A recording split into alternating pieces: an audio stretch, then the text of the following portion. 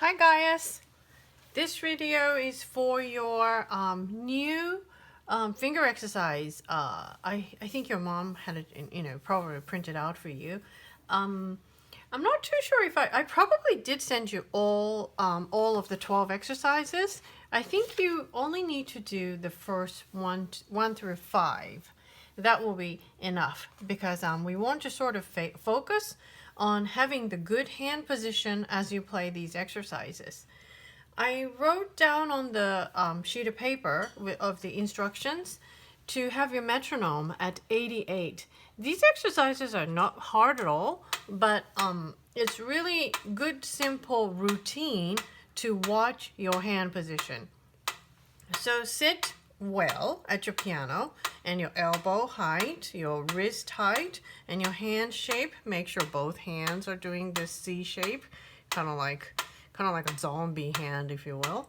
And then, have all the fingertips touching the key, and then you start. I think you have a tendency to have a really low hand, like a wrist goes down low. You may have to sit higher. You might have to, put one more book where on your bench when you sit.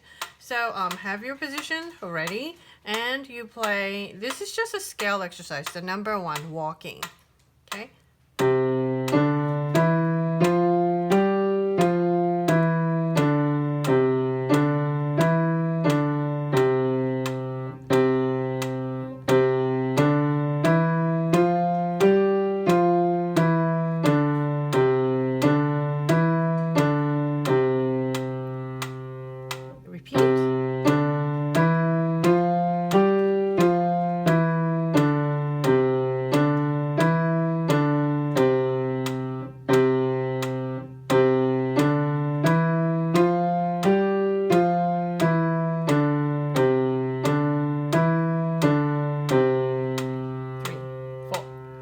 So that's the exercise, and see how I have all my hands completely still. This is just an exercise for each finger to go to the bottom of the key and to maintain a good legato, because when you walk, you don't walk hop, hop, hop, right? Okay, and then number 2 is running, so it's 8th note, twice the speed.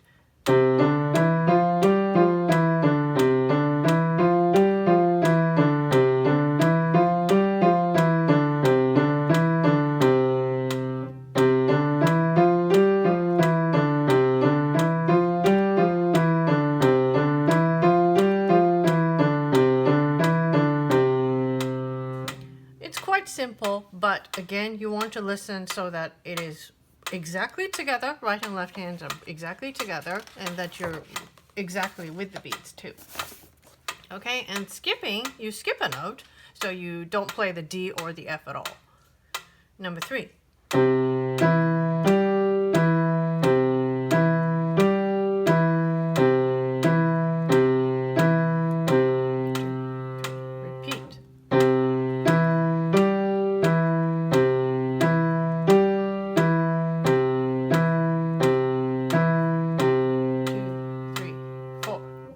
Simple enough, and it's, you have to maintain still hand. Even though you have, skipping over the fingers, you don't want to lift your fingers off the key. Keep it close to the key as possible. Number 4 is jumping. This one is a chord exercise, so you will play staccato and nice and strong. Rest.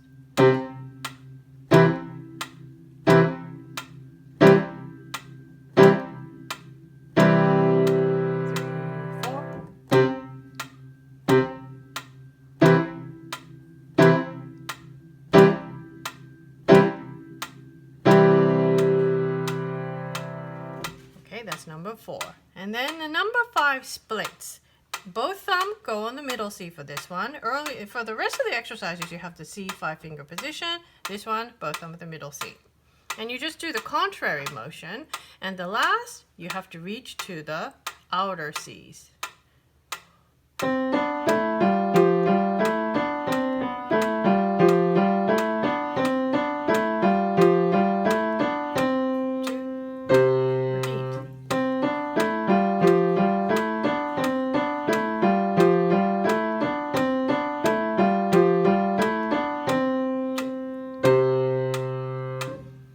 So my fingers are too big. I can't fit next to each other. It can't fit two fingers onto one key. So I will have to do this. But if you can fit next to each other, that'll be good. That'll be fine.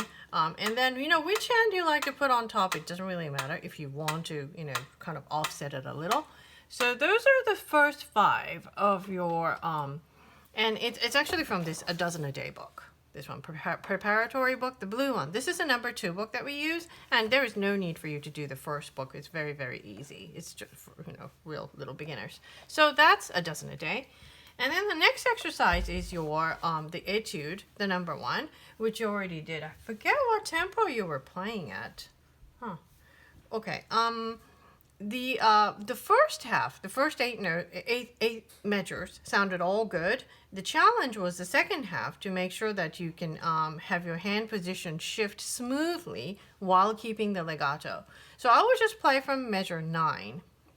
And then the left hand always maintain the same position where the thumb is at middle C, and then you have 5 notes, one note for each finger. And then the right hand is sort of, jamming into it, but, we'll just have to manage. I'll play from measure 9.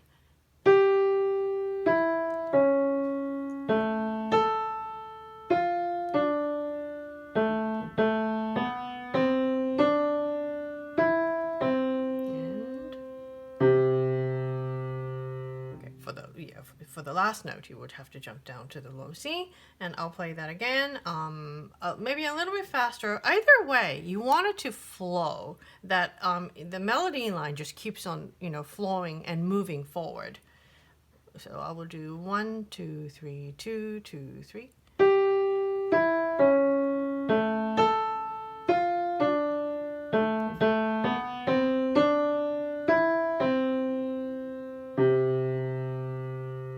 Nice long phrases. Okay, so those are your main exercises, and the rest of the work is for the Dutch dance, and I'll do a separate video for that. So see you later. Bye.